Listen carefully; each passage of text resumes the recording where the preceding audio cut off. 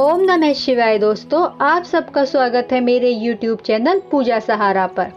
तो दोस्तों, आप सब स्वस्थ होंगे यही आशा और प्रार्थना करती हूँ। श्रावण मास महत्तम का आज हम 4वां अध्याय सुनेंगे। नाग पंचमी व्रत का महात्म्य आज इस अध्याय में हम स्मरण करेंगे। तो दोस्तों, पूरा अध्याय सुने, लाइक सब्सक्राइब शेयर जरूर करें।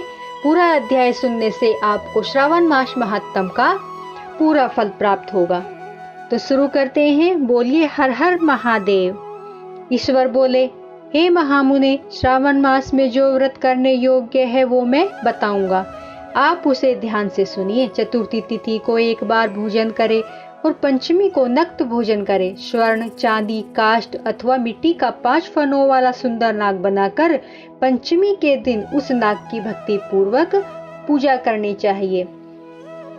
दोनों द्वारों के कोनों पर बड़े बड़े नाग बनाएं और दही, शुभ, दुर्वा, कुरो, कनेर, मालती, चमेली, चंपा के फूलों, गंधों, अक्षतों, धूप आदि से मनोहर दीपकों से विधिवत पूजन करें। इसके बाद ब्राह्मणों को घृत, मोदक तथा खीर का भोजन कराएं और बाद में वासुकी, शेष, अनंत, कंबल, करकोटक, अश्व, 8वां धृतराष्ट्र, शंखपाल, कालिय तथा तक्षक, इन सब नागकुलों के अधिपतियों को तथा इनकी माता कद्रु को भी हल्दी और चंदन से दीवार पर बनाकर फूलों आदि से इनकी पूजा करे।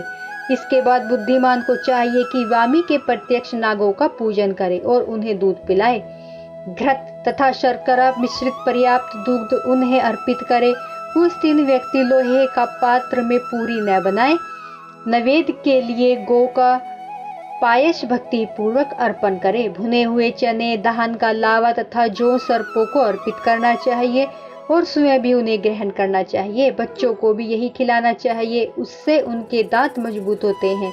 सांप की बामी के पास श्रृंगार युक्त स्त्रियों का गायन तथा वादन करना चाहिए और इस दिन को उत्सव की तरह मनाना चाहिए। इस विधि से व्रत करने से सर्प से कभी भी भय नहीं होता। हे विप्र, मैं लोगों के हित की कामना से आपसे कुछ और भी कहूंगा। हे महामुने, आप उसे सुनिए।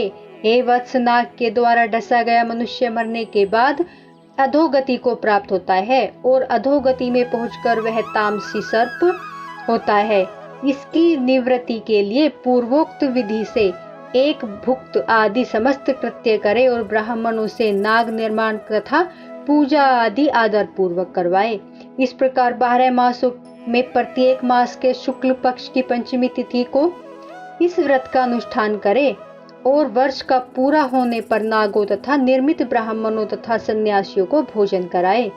किसी पुराण ज्ञाता ब्राह्मण को रतन जडित स्वर्ण में नाग और सभी उपस्कारों के युक्त तथा बछड़े सहित गो प्रदान करे। दान के समय सर्वव्यापी, सर्वगामी, सब कुछ प्रदान करने वाले अनंत नारायण का स्मरण करते हुए यह कहना चाहिए, हे गोविंद, मेरे कुल में अगर कोई व्यक्ति सर्प दंश से अधोगति को प्राप्त हुए हैं तो वे मेरे द्वारा किए गए व्रत तथा दान से मुक्त हो जाएं। ऐसा उच्चारण करके अक्षत युक्त तथा श्वेत चंदन मिश्रित जल वासुदेव के समक्ष भक्ति पूर्वक जल में छोड़ दें। हे मुनि सत्तम, इस विधि से व्रत करने पर उसके कुल में जो भी लोग सर्प के काटने से भविष्य में मृत्यु को प्राप्त होंगे या पूर्व में मर चुके हैं, वे सब स्वर्ग गति प्राप्त करेंगे।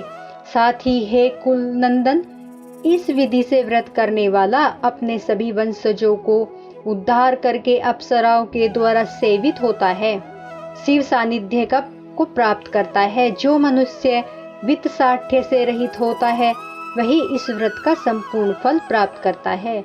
जो लोग शुक्ल पक्ष की पंचमी तिथियों में नक्त व्रत करके भक्ति प्रसन्न होकर पुष्प आदि उपहारों से सौभाग्यशाली नागों का पूजन करते हैं, उनके घरों में मणियों की किरणों से विभूषित अंगों वाले सर्प उन्हें अभय देने वाले होते हैं और उनके ऊपर प्रसन्न रहते हैं। जो ब्राह्मण गृह दान का प्रतिग्रह करते हैं वे भी घोर यातना भोगकर अंत में सर्प योनि को प्राप्त होते हैं।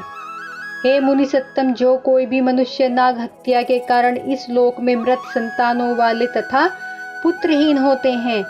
जो कोई मनुष्य स्त्रियों के प्रति कार्पण्य के कारण सर्प योनि में जाते हैं। कुछ लोग धरोहर रखकर उसे स्वयं ग्रहण कर लेते हैं, अथवा मिथ्या भाषण के कारण सर्प होते हैं, अथवा अन्य कारणों से जो भी मनुष्य सर्प योनि में जाते हैं, उन सभी के प्रायश्चित के लिए यह उत्तम उपाय कहा गया है। यदि कोई मनुष्य वित्त साठ्य से रहित होकर नाग पंचमी का व्रत करता है, तो उसे कल्याण के लिए सभी नागों के अधिपति शेषनाग तथा वासुकी हाथ जोड़कर प्रभु श्री हरि से तथा सदा शिव से प्रार्थना करते हैं। तब शेष और वासुकी की प्रार्थना से प्रसन्न होकर परमेश्वर शिव तथा विष्णु उस व्यक्ति के सभी मनोरथ पूर्ण कर देते हैं। वह नागलोक में अनेक प्रकार के विपुल सुखों को भोगकर उत्तम वैकुंठ अथवा कैलाश में जाकर शिव तथा विष्णु का गण बनकर परम सुख प्राप्त करता है। हे वत्स, मैंने आपसे नागों के इस पंचमी व्रत का वर्णन कर दिया। इसके बाद आप अन्य कौन सा व्रत सुनना चाहेंगे उसे बताइए।